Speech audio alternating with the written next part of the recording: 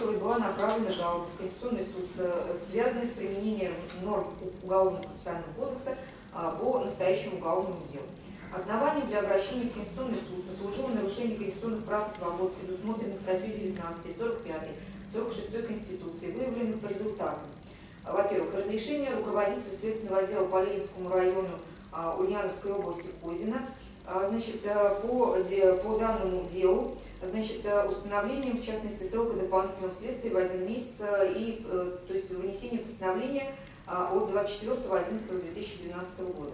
Значит, второй документ, который обжалуется, это постановление Ленинского районного суда 20 декабря 2012 года об отказе в удовлетворении жалобы в порядке 125 УПК, поскольку нами обжаловались действия следователя, действия руководителя Следственного отдела Ленинского района Следственного комитета Козина, в котором он установил срок дополнительного следствия по данному делу. И третий документ, который обжалуется в Конституционном суде, это кассационная жалоба на постановление, это кассационное определение Ульяновского областного суда 31 января 2013 года об отказе в удовлетворении жалобы. То есть предметом, да, то есть предметом обжалования в Конституционном суде являются вот эти вот 3 документа. Значит, в жалобе ставится вопрос о том, значит, что, во-первых, в соответствии с обжалуемой нормой, то есть статья 162 Уголовного процессуального кодекса по установлению сроков дополнительного следствия, в частности, в данной жалобе отмечается, что срок дополнительного следствия может устанавливаться только после возвращения дела прокурору. Вместе с тем, данное дело прокурору никто не возвращал, то есть это была чистая инициатива органов предварительного следствия. Значит, кроме того, значит, указывается на те доводы, которые были предметом рассмотрения жалобы в порядке 125 статьи, и, значит, однозначно еще приводится одно толкование, что нормами Уголовно-процессуального кодекса не предусмотрено исключительные случаи, в которых можно продлять сроки предварительного следствия до бесконечности. То есть в Уголовно-процессуальном кодексе таких положений не содержится, что это за исключительные случаи. Причем не содержится их и, в общем-то, в научной литературе, и, как было установлено, вообще нигде. То есть вот в связи с этим, естественно, возник закономерный вопрос, на каком основании сроки следствия по делу Ключниковой были продлены. И если Конституционный суд придет к выводу о том, что это было сделано незаконно, соответственно, встанет вопрос о том, что нет оснований вообще рассматривать данное уголовное дело.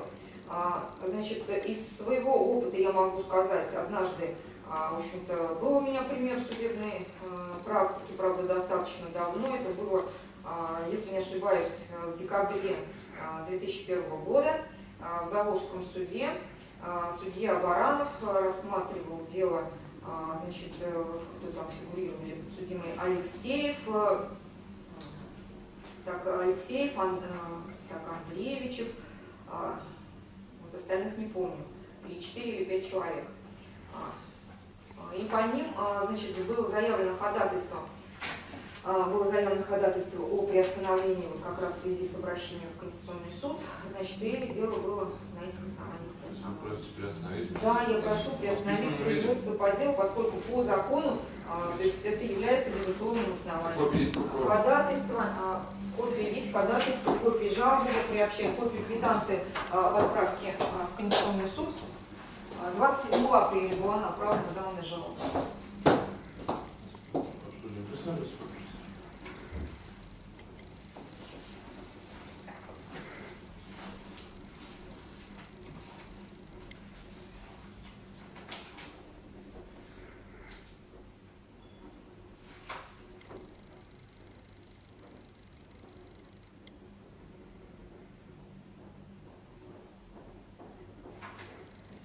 Если это необходимо, вспомнила фамилии остальных.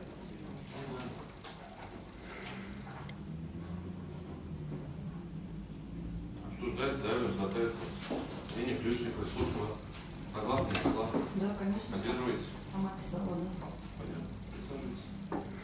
Прокурор говорит, не нужно? Саша, сейчас прошу весь перерыв, я объяснить свою позицию по заседанию.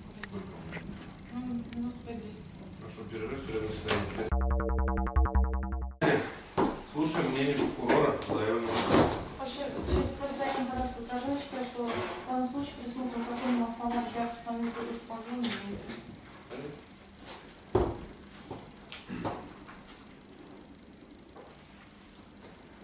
суд на месте постановил отказать в удовлетворении заявленного ходатайства, поскольку действующим Уголовно-процессуальным кодексом не предусмотрено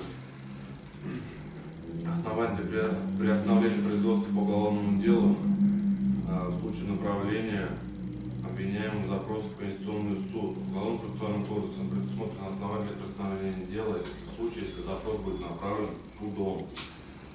Кроме того, сведения о принятии жалобы к рассмотрению Конституционного суда в настоящее время у суда не имеется, в связи с чем суд отказывает удовлетворять заявленную